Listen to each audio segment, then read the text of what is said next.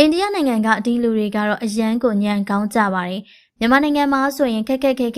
ခွာစားနေရတဲ့ဝါးကြည့်တောက်ကိုအလွယ်တကူစားနိုင်ဖို့အတွက်ဒီလိုနီလန်းလေးနဲ့ပြုလုပ်သွားပါတယ်သူတို့တွေကဝါးကြည့်တောက်ထဲမှာတန့်စင်ထားတဲ့ဖက်ရွက်လေးတွေကိုထည့်ပြီးတော့ခွာရလွယ်ကူစေဖို့အတွက်ပြုလုပ်ထားပါတယ်ပြီးတာနဲ့အုံနှုံးနဲ့စိန်ထားတဲ့ဆန်တွေကိုဝါးကြည့်တောက်ထဲမှာတိတိကျကျထည့်ပေးလိုက်ပါတယ်ထဲတဲ့ပစ္စည်းတွေကစအတော်လေးကိုမှစနစ်တကျရှိပြီးတော့တွက်လက်မြန်ဆန်လာပါတယ်မိဖို့ကိုလည်းတေချာပြုလုပ်ထားခဲ့ပြီးဝါးကြည့်တောက်လေးတွေကိုဘေးမှာထောင်လိုက်တာနဲ့အဆင်ပြေသွားပါပြီအလဲမှာမီးပြင်းပြင်းနဲ့အပူပေးထားပြီးတော့အကြက်ညီစေဖို့အတွက်အဟိုဘက်ဒီဘက်လှည့်ပေးပါသေးတယ်